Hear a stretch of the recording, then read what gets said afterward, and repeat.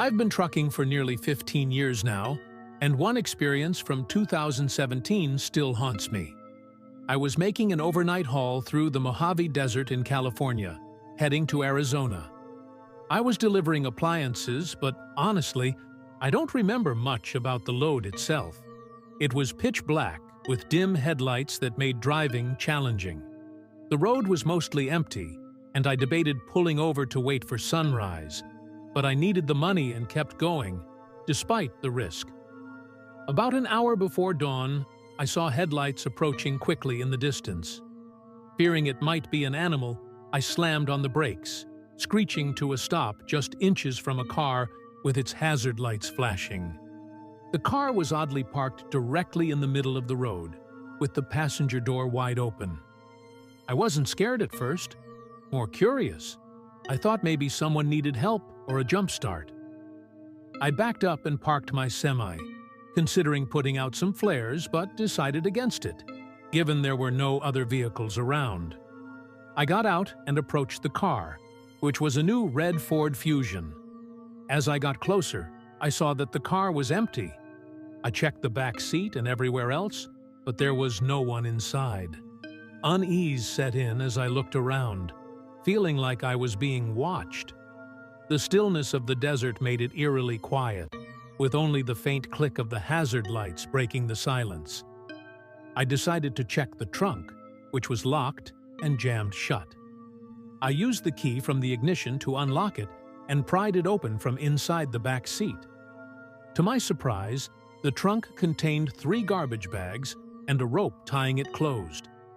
Just as I was about to reach for the bags, a gunshot shattered the silence. I ducked, threw the keys on the front seat, and scrambled back to my truck. I saw a short, husky man with red hair standing by the trunk, holding a hunting rifle and a small shovel. He looked worried as we locked eyes. He tried to signal me to stop, but I was already speeding away, not wanting to stick around. As I drove off, I noticed headlights closing in behind me, and my fear escalated. I called the police, and while I was on the phone, the car behind me started honking furiously. The driver cut in front of me, slamming on the brakes. I narrowly avoided a collision, but fortunately, police lights appeared ahead. The Ford veered off into the desert, and I pulled over, recounting the ordeal to the officer. Despite my insistence that they could catch the driver if they left immediately, the officer took my report and said they'd investigate. They never got back to me.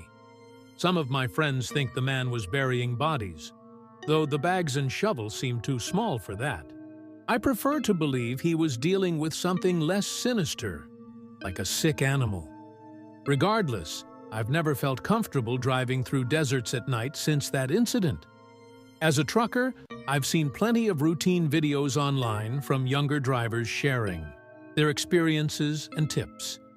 After dropping out of a prestigious university for personal reasons, I've found trucking to be fulfilling despite the long hours and isolation. It's not for everyone, but if you're considering it, make peace with your inner demons, as they'll definitely test you during those lonely stretches. 3 months into my first trucking job, I was driving from southern New Jersey to Lafayette, Indiana, a 12-hour drive.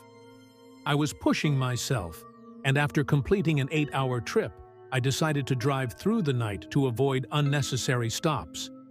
I was making good time until I realized I'd forgotten to restock on energy drinks. I pulled into what I thought was a service stop, but turned out to be an abandoned gas station and repurposed convenience store. I entered the dark store hoping to find something to drink, but the place was empty except for a refrigerator in the back room. When I opened it, the shelves were missing. I heard a clatter from the main room and froze, but there was nothing in sight.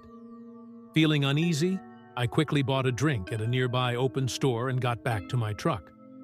I noticed the door of the abandoned store was now open, although I was sure I had shut it. As I continued driving, I noticed strange movements in the curtain behind me. Sweating, I feared someone might be in the truck. I called the nearest police station and drove there with heightened anxiety. The police surrounded my truck and found 3 homeless people inside, 2 men and a woman, armed with switchblades and wrapped in rags. They refused to talk and only stared at me menacingly as they were arrested. I have no idea what they wanted or how they got there, but it was a chilling experience. I'm Kevin, a trucker with nearly 15 years of experience, working for various companies. My job is pretty routine: pick up, verify, and deliver. Efficiency is crucial, and I push myself hard to stay ahead of the younger drivers. 4 years ago, working in North Dakota, I decided to push through a long haul without stopping for sleep. I started my drive in the afternoon, aiming to reach Montana early the next morning. Around midnight, I was exhausted and nearly dozed off, drifting into the shoulder. I saw a purple dress in the road and then shoes, followed by a pile of kids' clothing. I stopped, panic setting in, unsure what was happening. I investigated but found nothing and decided to head back to the truck. Then I heard a child scream from the woods.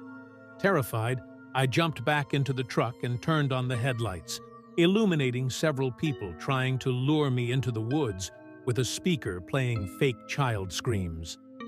They ducked behind trees as I shone the light on them.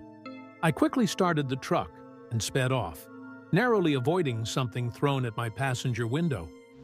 I made it to my destination, barely processing what had happened.